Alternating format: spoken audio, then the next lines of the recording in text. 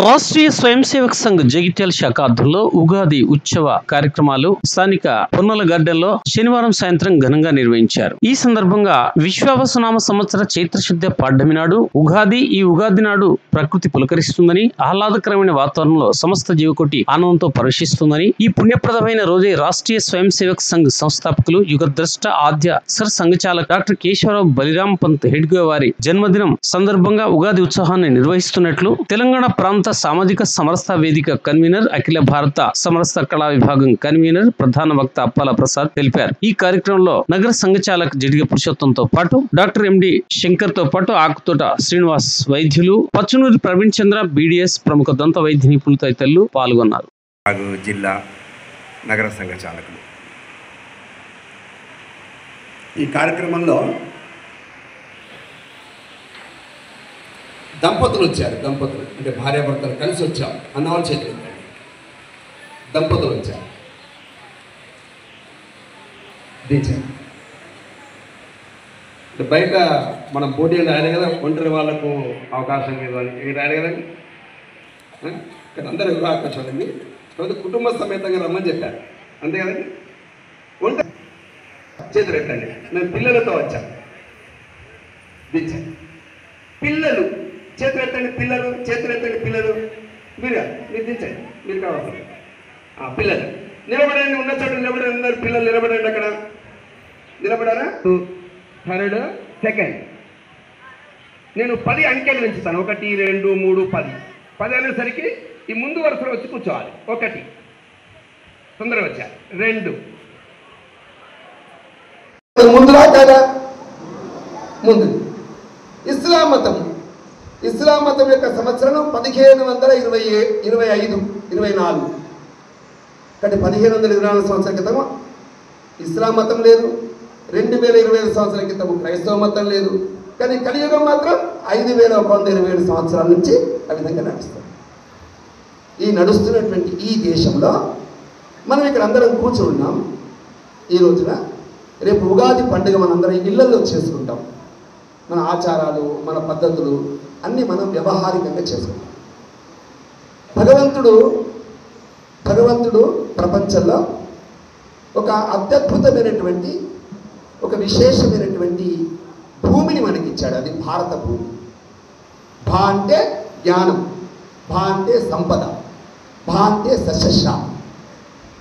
ప్రపంచంలో ఉండే వాళ్ళంతా మన దేశానికి వచ్చి జ్ఞానాన్ని నేర్చుకున్నారు.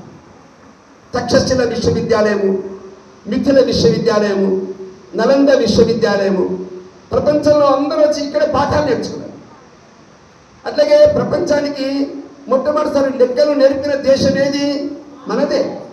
మనమే అందరికి లెక్కలు నేర్పాం. 1 2 3 తర్వాత 9 తర్వాత 10 ఉంటుంది చూసారా? 10.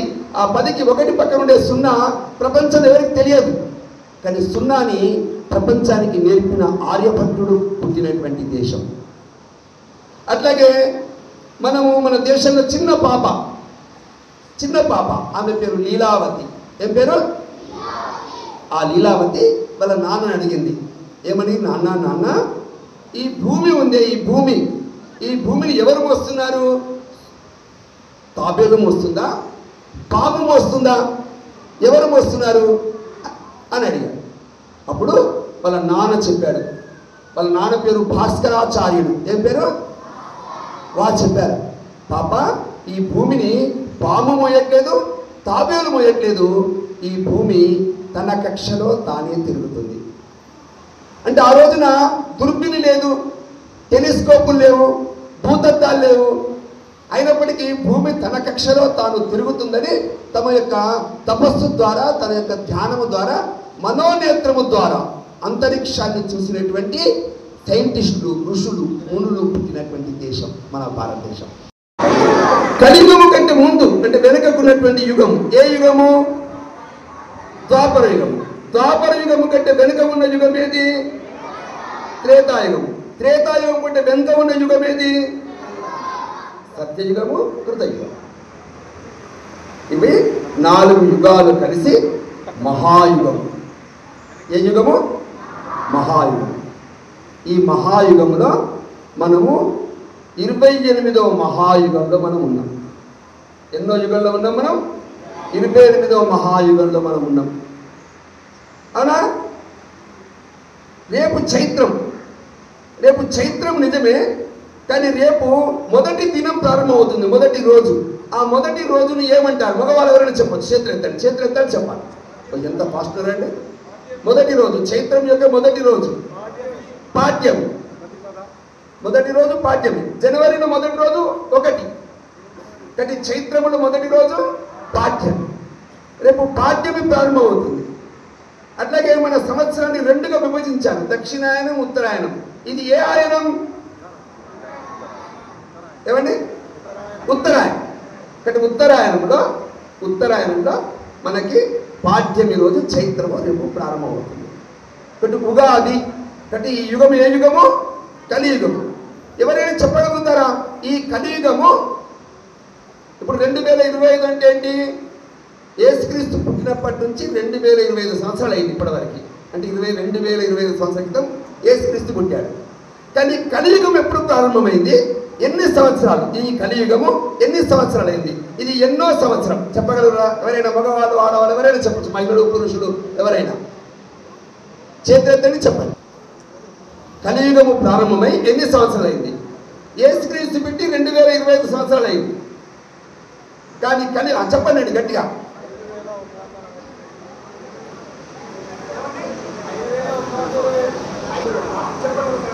5,000 అందరు చెప్పండి. 127. అంటే మన కలియుగము ప్రారంభమై 5,127 సంవత్సరాలు అయింది. అంటే క్రీస్తు పుట్టక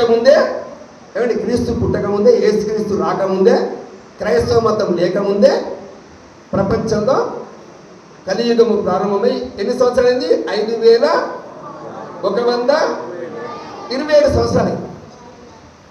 అంటే 5,127 అనేది ఎక్కడి నుంచి ప్రారంభము అంటే శ్రీకృష్ణుడు పేరు విన్నారా మీరందరూ? శ్రీకృష్ణుడు. ఆ శ్రీకృష్ణుడు నిర్యాణము అంటే శ్రీకృష్ణుడు మరణించిన, అంటే శ్రీకృష్ణుడు అవతారము చాలించిన తర్వాత ఆ రోజు నుంచి కలియుగం ప్రారంభం. మరి శ్రీకృష్ణుడు ఎప్పుడు చాలించాడు అంటే క్రీస్తుకు పూర్వము 3,107 ఆ సమయంలో ఆ యొక్క శ్రీకృష్ణుడు నిర్యాణము లేకపోతే శ్రీకృష్ణుడు అవతారము సమాప్తి అయిన తర్వాత కలియుగం ప్రారంభమైంది.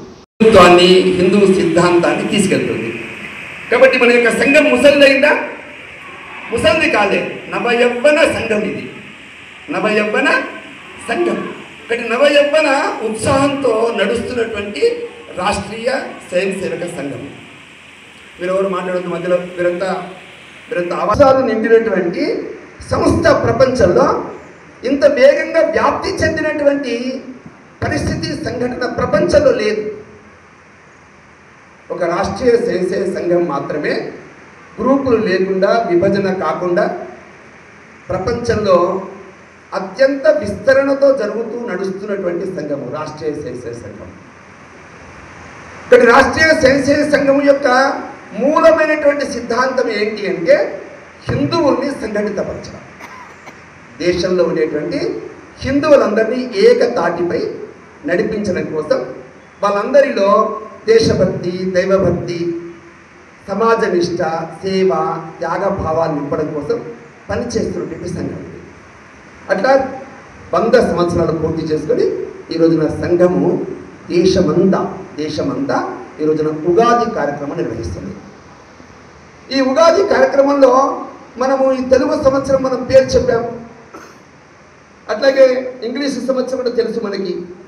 కానీ యుగాలు ఉంటాయి, యుగాలు. కాబట్టి ఈ యుగము ఈ ఆడపిల్లలు చెప్పాలి, ఆడపిల్లలు. ఈ యుగము పేరేం పేరు? ఏ యుగము? ఆడపిల్లలు మాత్రమే చెప్పాలి, ఆడపిల్లలు. మీరు ఆడపిల్లలు కాదనుకుంటే మీరు చెప్పాలి, ఆడపిల్లలు చెప్పాలి. ఈ యుగము పేరేం పేరు? ఈ యుగము చెప్పారు ఎవరైనా? అందించినట్టున్నారు.